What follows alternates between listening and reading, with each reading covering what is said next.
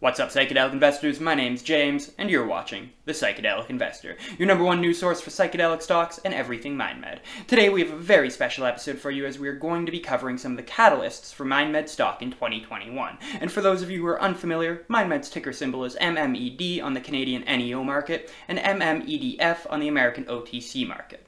2020 was a wild year for MindMed, with the company IPOing in March at just over 30 cents a share, all prices in American currency. Then their stock price shot up to a high of $4.37 in December, only to fall about 30% and consolidate around $3 a share in the new year. So overall, a very exciting year for MindMed shareholders, especially for those of us who got in early. But it is a new year, which means it's time to ask the question, what will be the main catalysts for MindMed and its stock going forward in 2021?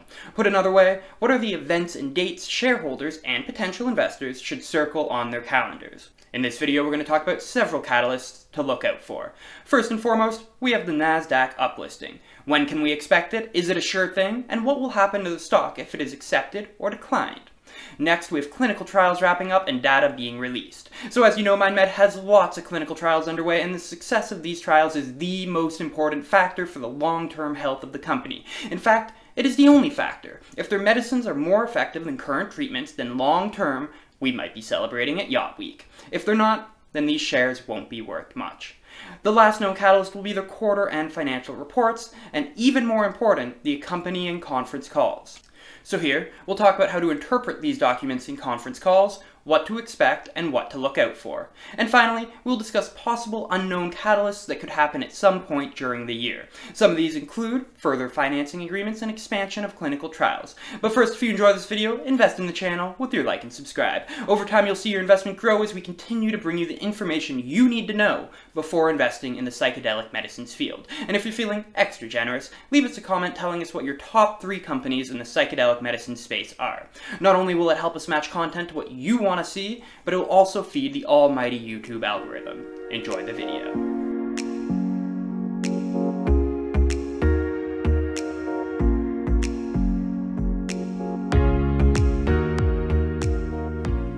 So, the first catalyst we have is the potential Nasdaq uplisting. And for those of you following the company for the last 3 months, this feels a little bit like fusion energy. Just always right around the corner, but never quite there. And you'll have seen commentators saying, this will probably happen in December, or this is definitely happening in January, or guys, wait for it, it's happening in February. So when is it? Well, luckily for us, we know from several comments co-CEO J.R. Ron has made that they are aiming for a March decision.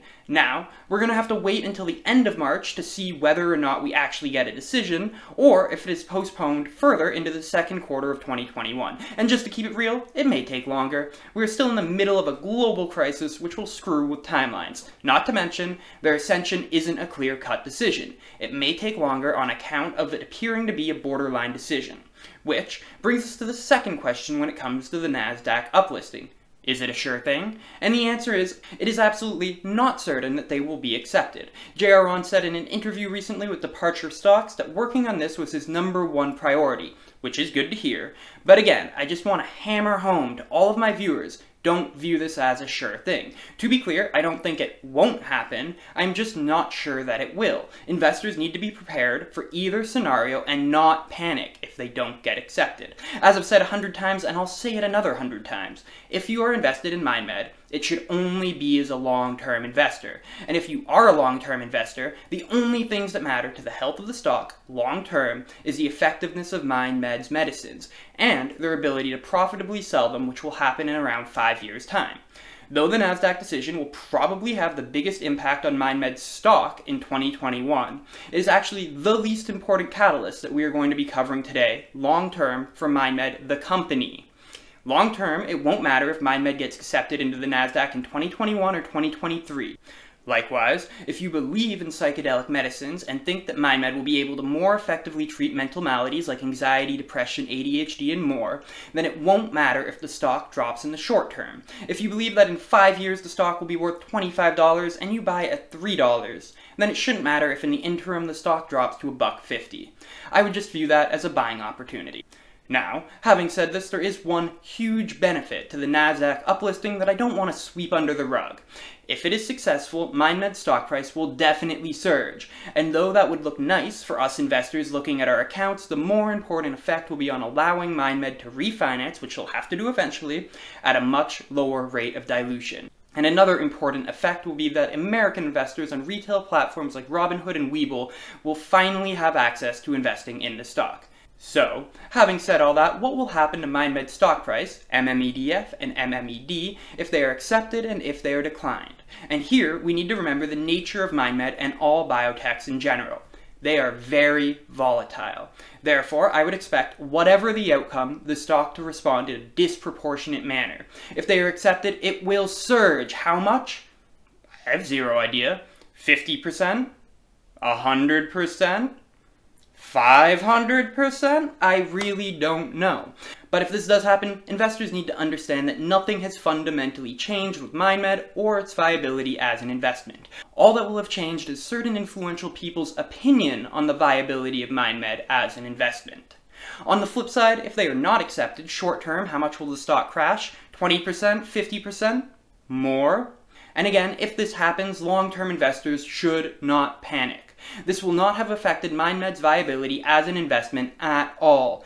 If anything, I would view this as a big buying opportunity. If you want to learn more about the process MindMed has to go through to get accepted into the Nasdaq and what the requirements are, and how well MindMed meets them, check out our video, Will MindMed Join the Nasdaq? I go into a lot more detail in this video, and it is a must-watch to understand the Nasdaq uplisting process. I'll put a card to this video above. Moving on. Though short-term the results of the Nasdaq decision will have the biggest effect on the stock price, it is actually the least influential catalyst that I will be talking about in the long term.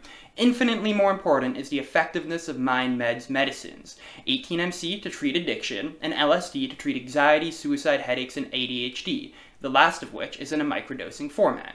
And in 2021, we should be getting some data on how effective some of these medicines are. And these are the catalysts that MindMed investors should care about most in 2021. Much more than the Nasdaq uplisting. These are the dates that smart investors will be circling on their calendars. So first and foremost, we have incoming updates on Project Lucy in the sky of diamonds. Ba-da-ba-da!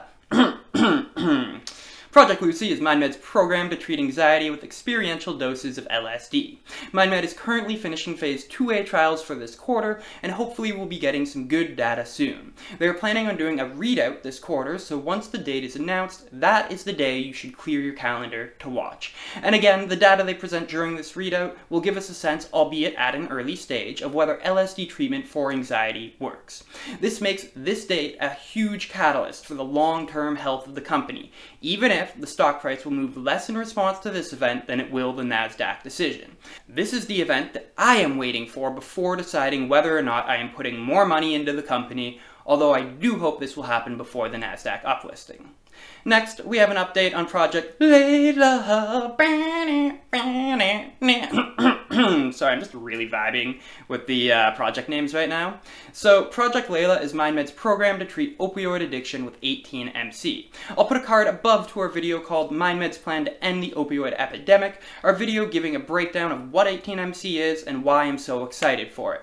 But basically, 18-MC is derived from ibogaine, an extremely hallucinogenic drug that has lots of evidence showing that it is beneficial for treating addiction. With 18-MC, MindMed claims their proprietary drug keeps the healing benefits while getting rid of the hallucination. And now I'll put a card above to our video where I talk about why I am more excited about Project Layla than Project Lucy. And it's not just because Clapton beats the Beatles any day of the week. But getting back to the video at hand, according to the investors deck, MindMed plans to finish their phase 2A study looking at the effectiveness of treating addiction with 18-MC around July. And like with Project Lucy, us investors should expect some data to be released sometime after that. And again, this is one of the days that investors should look towards as being one of the biggest catalysts for the long-term health of MindMed in 2021.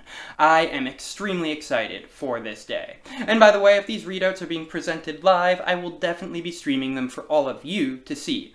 Assuming I'm allowed to, but I can't see why I wouldn't be.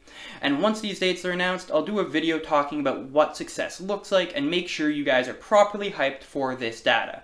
Again, it is so much more important than whether the company makes it into the Nasdaq or not.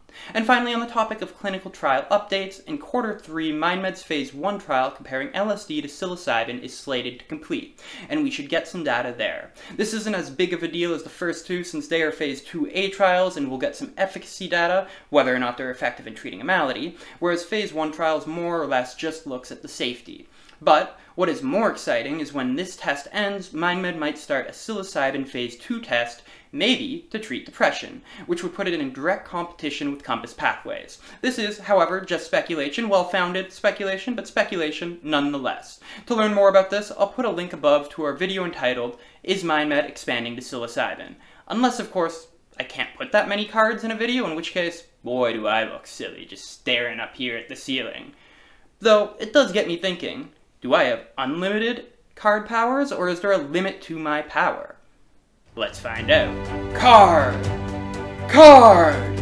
Card! And finally, in regards to known catalysts of 2021, we have the 4 quarterly financial reports and conference calls. Here, the conference calls are infinitely more important. The quarterly reports will just show us how much money MindMed is spending, and that is definitely important as we will be able to judge for how long the company can last before it has to refinance again, but I wouldn't expect anything unexpected in those reports. With MindMed's most recent financing of $92 million, and given the fact that they spend about $5 to $10 million a quarter, though I would expect that to rise, they have enough financing for more than 2 years. What will be more insightful are the conference calls, where they will answer investors' questions and we will be able to get a better understanding of where the company is at and how likely they are to meet their goals. And, if able, we will definitely live stream these also and do videos before and after explaining what to expect and the significance of what is said. And I don't know yet when the Q4 2020 call will be held, but as soon as I know, I will let you guys know. So that is all for the known catalysts for 2021, and if I missed anything, please let me know in the comments. But of course, there will always be the unknown catalysts. A couple things that could happen during the year, which would be big for the company and the stock, would be another clinical trial being announced. Personally, I would love to have a Phase 2 trial looking at DMT, but that's probably just dreaming. Another unexpected catalyst would be more financing and thus a dilution of shares. If this happens, most people will take it as bad news, but it really wouldn't be. Again, MindMed is a biotech company that needs funding to survive. Especially if the company makes it into the Nasdaq and their stock skyrockets, I would expect another capital raise. Let's say their stock, 5x's on the news. Perhaps unlikely, but in the realm of possibility. Frankly, MindMed would be crazy not to raise capital with their market cap at such a high price. They could secure the viability of the company for years to come. Now, you may have noticed that all of the catalysts I mentioned were positive for the company, and that generally reflects how I feel about MindMed at the moment. But I don't want to hide the fact that MindMed is still a volatile stock. To be clear, I have zero idea if in a year the stock will be a lot higher than it is now, a little bit higher, about the same, a little bit lower, or a lot lower. Investors should be long-term and be prepared to weather the storm of volatility. Also, there is substantial risk involved with this investment, which I don't think I have adequately laid out up until this point. Unfortunately, I don't have time to do that in this episode, so be on the lookout sometime in the next few days to up to a week for a video on the risks involved in investing in MindMed. It will be an essential watch. And now you're probably asking yourself, how can you make sure you see the video? And the answer is, of course, by smashing that like button, subscribing to the channel, and ring-a-ding-ding that notifications bell. Not only will it make sure that you stay up to date on MindMed, but it will also help this channel grow. And if you're feeling extra generous, leave us a comment telling us your favorite companies in the psychedelic medicines field. And if you're feeling like you're just not ready to say goodbye yet, don't worry. I feel the same way. Click on one of the videos you see on your screen to give us a little bit more time together. Alright, psychedelic investors, this is James, signing out. I'll see you next time.